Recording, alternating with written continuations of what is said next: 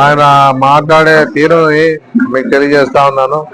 ఏదో హాస్పిటల్ గురించి దందా చేసినప్పుడు కొన్ని విషయాలు చెప్పినాడు. ఆ విషయంలో ఒకటే చెప్తా ఉన్నాను.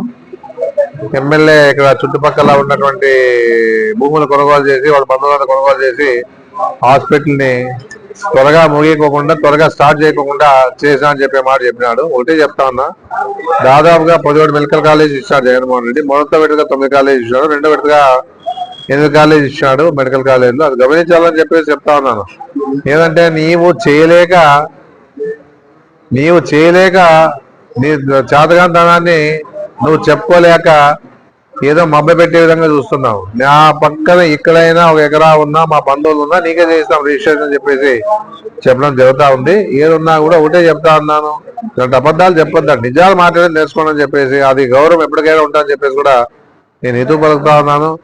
ఏదన్నా కరెంట్ ఛార్జీల విషయంలో కూడా ఈరోజు రాష్ట్ర అప్పుల్లో విషయంలో కూడా చాలా మాట్లాడినాను. ఎందుకంటే 10,35,000 కోట్లు లెక్క తీసుకోరా చూద్దాం. ఎందుకంటే నీ లెక్క తెలియదు, ఏదో ఇష్టానుసారం మాట్లాడి నీ నెత్తి మీద 2 లక్షలు ఉంది, నీ నెత్తి మీద 2 లక్షలు ఉంటే వాళ్ళు కూడా అవునా అనే పరిస్థితి తీసుకొచ్చా. అందుకంటే అంత చాకచక్యం ఉంది నీకు. అందుకంటే నువ్వు సమాధానం చెప్పలేక డైవర్ట్ చేసి ఇన్ని కోట్లు అప్పు చేశాడమ్మా. జగన్మోహన్ రెడ్డి చేసిండేది దాదాపుగా 3 కోట్ల చిల్లర చేశాడు. గతంలో 4 లక్షల చిల్లర చంద్రబాబు నాయుడు చేసి దాని వడ్డీలు కట్టుకుంటూ జగన్మోహన్ రెడ్డి ఆర్థికంగా ప్రజల సంక్షేమ కార్యక్రమాలు అభివృద్ధి కోసం తీసుకున్న విషయం వాస్తవమే. 3 లక్షల చిల్లర కోట్లు, అది కూడా అసెంబ్లీలో చెప్పినారు. ఆమె కూడా సెంట్రల్ లో ఉన్నటువంటి ఫైనాన్స్ మంత్రి కూడా చెప్పింది ఇంత అప్పు ఉంది ఇది అని. సెంట్రల్ గవర్నమెంట్ అనుమతి లేదే ఏ అప్పు చేయలేము, అది గమనించాలి. సెంట్రల్ గవర్నమెంట్ అనుమతితోనే వాళ్ళ లెక్కాచారం బట్టి వాళ్ళు ఇవ్వచ్చు అంటేనే బ్యాంకులు ఇస్తాయి, కానీ ఏ రకంగా కూడా ఇచ్చే పరిస్థితి లేదు. అది గమనించుకోవాలా. ఎమ్మెల్యే గారు ఇప్పుడే ఓనామాజ్ చదువుతున్నాం, ఓనామాజ్ చదివి ఇప్పుడు అంతా పూర్తి చేసుకున్నా. మేము ఏదన్నా చెప్తే నమ్ముతాలేను అనుకుంటున్నావు. నేను ఒకటే చెప్తాను, ధర్నా చేసిన వాళ్ళు నేను సమాధానం ఇచ్చే వరకు మీరు ఉండలేకపోయినారు అక్కడ. ఎందుకంటే ఆయన చెప్పే మాటలు మైమర్చిపోయినారు. అంటే ఆ విధంగా చెప్తా అనమాట. ఈ విధంగా ఈరోజు జగన్మోహన్ అప్పు చేసినాడు, మీ నెత్తి మీద 2,000 ఉంది, మీరు 2 లక్షలు ఉంది, 2 లక్షలు ఉంది, 2 లక్షలు ఉంది అంటే నిజమే. నువ్వేం కట్టే పనేంలే. నా నెత్తి మీద 2 లక్షలు కట్టే పనిలే, నీ నెత్తి మీద 2 లక్షలు కట్టే పనిలే. అదంటే ప్రభుత్వం చూసుకుంటారు, కానీ మీకు సంబంధం లేని విషయం అది. ఇవన్నీ భారాలని కూడా మనకు సంబంధం లేదు. ఎందుకంటే నువ్వు వచ్చి కట్టంటే కట్టే పరిస్థితి ఉంటావా? మనం ఏమన్నా మేమే అప్పు చేయలేదు పోవాయని చెప్పేస్తాం. అంతేగాని ఇవన్నీ కూడా గమనించుకోవాలని చెప్పేసి చెప్పడం జరుగుతుంది. ఇక చంద్రబాబు నాయుడు కూడా గతంలో చూసాం, బాధుడే కాయగూరల రేటు పెంచినప్పుడు బాధుడనే, కరెంట్ ఛార్జీలు పెట్టినప్పుడు బాధుడే. ఇప్పుడు ఏం చేస్తుంటావు? వనరులు సమకూర్చుకుంటా అని ఇప్పుడు ప్రజల మీద 16,000 కోట్లు పారవేస్తున్నాం. ఇప్పుడు కాయగూరల రేట్ అయితే బ్యాల రేట్ అయితే తర్వాత నూనె రేట్ అయితే పేదోళ్ళు తినే పరిస్థితిలో లేదు. నువ్వు స్కీములు ఇస్తా అంటే స్కీములకు పడిపోయి ప్రజలంతా ఓటేస్తే నేను గెలిపించుకోండి. నీవేమో సంతోషంగా ఉన్నావు, వీడేమో ఇబ్బంది పడతా ఉన్నావు. పెన్షన్లు తీసేస్తా ఉన్నావు. దాదాపుగా 66 లక్షల పెన్షన్లు ఉంటే ఇప్పుడు 64 అయినాయి. మళ్ళీ ఇప్పుడు 1,50,000 పెన్షన్లు తీసేస్తా అంటా ఉన్నారండి వెనికిడి. మరి ఇవన్నీ కూడా అనుభవించాలి ప్రజలు, తప్పదు అది. ఎందుకంటే చంద్రబాబు నాయుడు 2వ సారి నమ్మినారు. గతంలో అయితే చంద్రబాబు నాయుడు గారు ఆ రోజుల్లో 14 అధికారులకు వచ్చే కారణం ఏమంటే రైతులకు రుణమాఫీ చేస్తా, పొదుపు సంఘాలకు రుణమాఫీ చేస్తా అంటే వచ్చాం. జగన్మోహన్ రెడ్డి ఇచ్చిన మాట ప్రకారంగా పొదుపు సంఘాల వాళ్ళకి 25,000 కోట్లు రుణమాఫీ చేశాడు. రైతుల పరంగా హామీ లేదు, కానీ వాళ్ళకి మంచి చేశాడు. గిట్టుబాటు ధర ఇచ్చారు, సచివాలయంలో రైతు భరోసా కేంద్రాలు ఏర్పాటు చేశాడు. ఎలాంటి ఇబ్బంది లేకుండా సహకారం ఇచ్చిన పరిస్థితి ఈరోజు ఆ రోజుల్లో జగన్మోహన్ రెడ్డి గారు చేశారు. ఎందుకంటే ఏదున్నా ప్రజలు గమనించాలి. ఎవరైతే కొత్త మార్పు కావాలనుకున్నారు, ఎవరైతే మా ప్రజలు మార్పు కావాలనుకున్నారో సంతోషం. ఎందుకంటే వాళ్ళు చెప్పింటే అబద్ధాల మాట విన్నారు, నిజంగా జరిగిపోయిందని చెప్పేసి ఆంధ్రప్రదేశ్ ఓట్లు వేసారని నాకేం తెలియదు, కానీ నా ఓట్లు అంటూ నాకు పడినాయి, ఏమి ఇబ్బందిలే. కూటమి ద్వారానే ఈరోజు ఈడ జనసేన పార్టీ కానీ తెలుగుదేశం పార్టీ కానీ సపోర్ట్ చేస్తే బీజేపీ అంత సీన్ లేదు ఇక్కడ.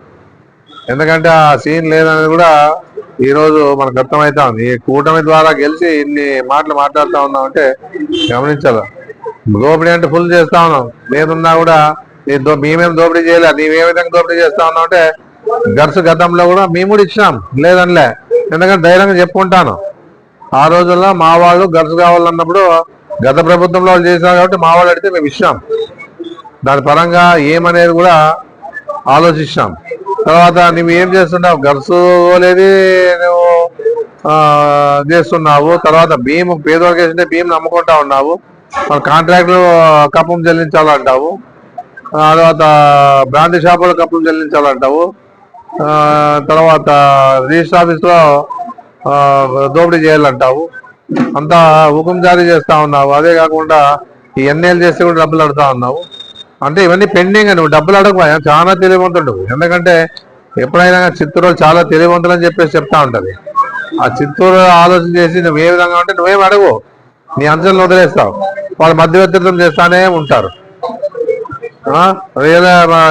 వీళ్ళు ఎవరైతే రియల్ ఎస్టేట్ చేశారో వాళ్ళు కమ్మం కట్టాలంటావు. ఇన్ని రకాలుగా ఈరోజు దోపిడీ చేసావు. నువ్వా దుర్మార్గుడు? నేను మా మీద చెప్తావు దుర్మార్గుడు అని చెప్పేసి, మా మీద చెప్తా ఉన్నా దుర్మార్గుడు అని. ఎవడో నిన్న అడిగినాడా ఏం నీ ఇష్టానుసారం అని. అంటే నేను చెప్తా చంద్రబాబు నాయుడు చెప్పినట్లే, నేను చెప్తా పవన్ కళ్యాణ్ చెప్తా అంటే ఎంత ధైర్యంతో నువ్వు మాట్లాడినావు అనేది కూడా వాళ్ళు ఆలోచన చేస్తూ ఉంటారు. నీకు ఎప్పుడు పాపం పండుతుంది, ఏం తప్పు లేదు, అదే గ్యారెంటీగా పండుతుంది. నీ గురించి నువ్వు చెప్పు, నిన్ను అడిగినా నీ గురించి చెప్పండి. ఏం లేదు దుర్మార్గుడు ఆయన మీద రౌడీ షీట్ ఓపెన్. ఏం చేస్తావు రౌడీ షీట్? ఏం నీ లెక్క దోపిడీలు చేస్తున్నావు అనుకోవా నేను? మళ్ళీ ఊళ్ళ మీద తిప్పుతా ఉంటాం మీ వాళ్ళందరూ కూడా. యాడ ఏం జరిగింది? ఆదిత్య నరసింహం అంతా ఉన్న స్థలాన్ని మా వాళ్ళు కొని అమ్మితే దాన్ని దోపిడీ చేశానంట. అది అన్ని సక్రమంగా ఉంటే నాకేమిస్తావు? 352లో పోయి సర్వే చేస్తావు. 352లో అక్కడ ఉన్న వాళ్ళంతా కూడా భయభ్రాంతులు చేస్తావు. ఏదో రకంగా అడ్డు పెడతావు అధికారుల ద్వారా. ఇవన్నీ పెట్టి ఏదో దోచుకోవడానికి ప్రయత్నం చేస్తావు. చెప్తే కదా నువ్వేం అడుగు, నువ్వేం చూసేవాడు బయటకు అంతా నీట్గా. అంటే ఇప్పుడు కబ్జా చేసే విషయంలో కూడా ఎట్లా చేసామంటే ఆధార్ కార్డు మార్చేయండి రా, మీరెంత తిక్కోళ్ళు ఉండరు ఆదంలోన. ఆధార్ కార్డు మారిస్తే మీకంతా కూడా మీ సొంతం అయితే అని చెప్పే పరిస్థితి ఆంధ్రప్రదేశ్ తెలియజేసాము. ఈ విధంగా దోపిడీ విధానాన్ని నువ్వు తీసుకొచ్చి నువ్వు చేసుకుంటా మందినంట అంటే వైఎస్ఆర్సీపీ బలంగా ఉందని చెప్పేసి ఉద్దేశంతోనే నువ్వు ఈ విధంగా మాట్లాడుతున్నావు. నీ తాటా అప్పుడు చెప్పులకి ఎవరు నాకు భయపడే వాళ్ళు లేరు. ఏముంది, డీలర్లు వదిలేయాలి, ఫీల్డ్ అసిస్టెంట్లు వదిలేయాలి. ఎవరు వదిలేస్తారు? నువ్వు చెప్తే ఏంటా? అంటే ఎవరితో అంత చాతగానే ఉంటారా? ఏం చేయమని ఏం చేసి బీగా వేపిస్తే ఇమ్మీడియట్గా కలెక్టరే ఇమ్మీడియట్గా పర్మిషన్ ఇచ్చి బీగాలు పలకొట్టించి పోలీసుల ద్వారా హ్యాండ్ ఓవర్ చేసి ఏం మర్రాలి మిగిలి ఇప్పుడు? అంటే చంద్రబాబు నాయుడికి మర్రాలేదు. నేను చెప్తే చంద్రబాబు నాయుడు చెప్పినట్లే, నేను చెప్తే పవన్ కళ్యాణ్ చెప్పినట్లే అన్న మాట విషయానికన్నా విలువ ఉండాలి కదా. నువ్వు చెప్తే అన్నీ అయిపోయినట్టు నువ్వు చెయ్యి. మెడికల్ కాలేజ్ చెయ్యి, డిగ్రీ కాలేజ్ బిల్డింగ్ కట్టి, ఈద్గాకి డబ్బులు రెసిస్టాంక్ కట్టి, వాళ్ళకి ఆటో నగరాలకి స్థలం కేటాయించి ప్రభుత్వం ద్వారా అంది. ఇవన్నీ ఏమి కావడానికి నువ్వు ఇంకా చెప్తా. ఇంకా 3 ఏళ్ళు కాదు, 3 ఏళ్ళు కూడా నువ్వేం చేయలేవు. బాగా గమనించుకో చెప్తా ఉన్నాను. ఎందుకంటే చంద్రబాబు అంతా తెలివి తక్కువ కాదు.